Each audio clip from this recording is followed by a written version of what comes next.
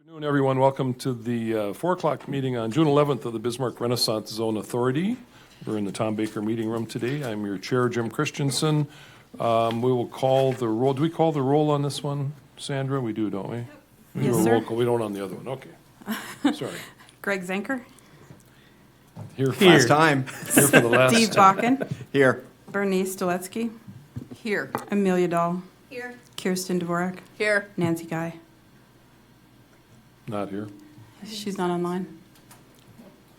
Kate Herzog, John Lee, Here. Chair Christensen. Here. Thank you, Sandra. The first item of business would be approval of the meeting minutes, and then we'll do the public comment next. We do it reverse at the parking authority. We do the public comments. I'll make a motion to approve the minutes. Second. Thank you. Any discussion, changes, comments?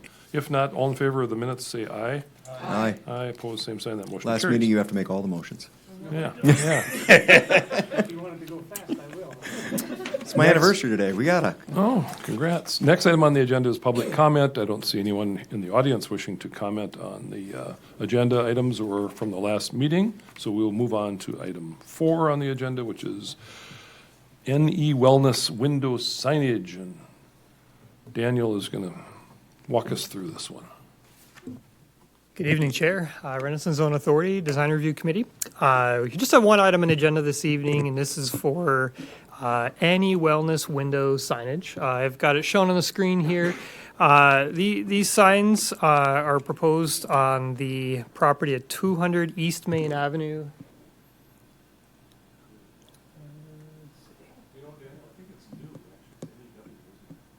Is that right? Oh, okay. So I'm the substitute presenter today, so I didn't write the staff report, but I thank you for that correction.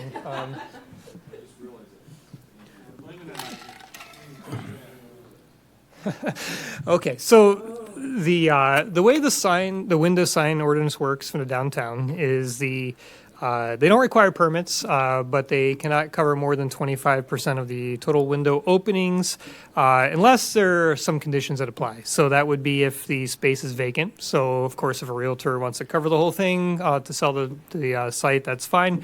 And the second option would be if there is an appropriate screening function for those signs. So they're covering up in the ordinance mentions a dance studio or a healthcare facility or something where they would be providing a function. That does require your approval. Signs are generally approved administratively in the downtown, so staff reviews according to our ordinance requirements and can approve them. Unless there are certain subjective judgments like this to be made. So this is why it's coming to your attention.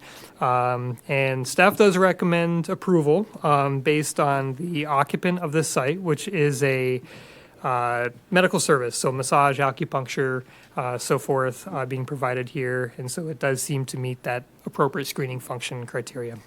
That being said, as I mentioned, we do recommend approval, and I'll stand for any questions. Anyone have questions of Daniel?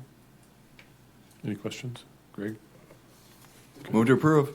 No, I We had a hand up first. Is there a question? Go have ahead. a question. Maybe the committee can enlighten me. Maybe didn't the Fanatics come to us with a very similar and we voted no? Yes, but that was, Very, Yeah. yeah, that's my yeah, but question. that wasn't due to you don't want people ogling into a workout medical facility, though.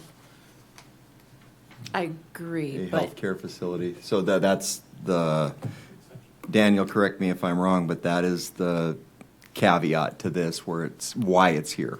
Yes, I think so. And there is some judgment of what types of uses you may need appropriate screening for, but medical facility is mentioned in the Yes. ordinance.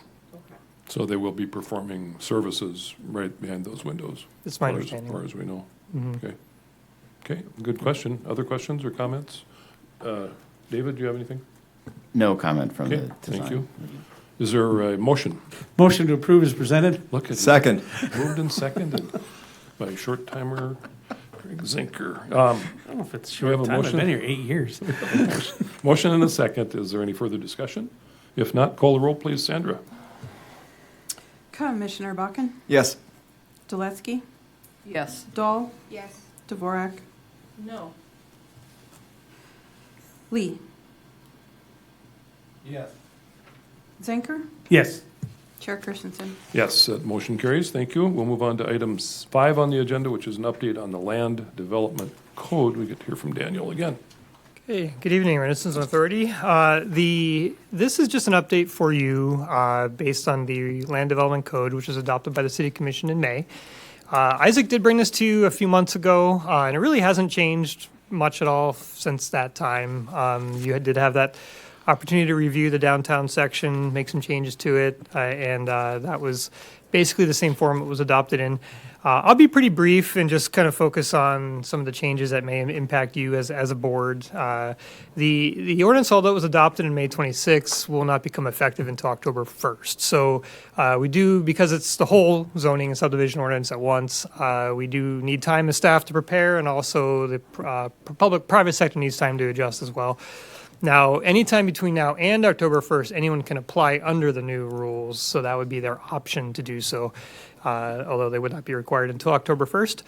The downtown section is one of the ones that did change quite a bit. It's now Chapter 14-05. It's written in what in planning circles is called a form-based code, which basically means the emphasis is shifted toward the buildings, where they sit on the site, how they're designed and proceed from the public right-of-way, and much less on what happens inside of those buildings. The idea is that can change here and there without needing any permits or permission, but the exterior is really how the public is impacted by the property. So there's quite a bit of detail in here. I won't go into that. Of course, you've probably read it already and have some familiarity. We'll all be having to refer back to this frequently as we get used to it.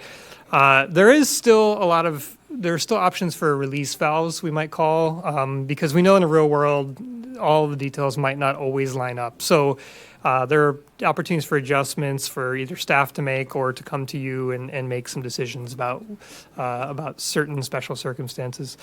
Your role in design review doesn't change too much. The minor things can be reviewed by staff. So the signs that we talked about, fencing, lighting, those kinds of things, minor changes to buildings. But the bigger things, the additions and new construction, still come to this table, and the design advisors we'll meet in advance, and we'll come up with recommendations for you there. So that being said, I'm happy to try to answer any questions you have. Oh, one thing too, just to make clear, the downtown is now divided into different sub-districts. So before we had a downtown fringe and a downtown core. Let me see if, excuse me, I'm going to pull this map up.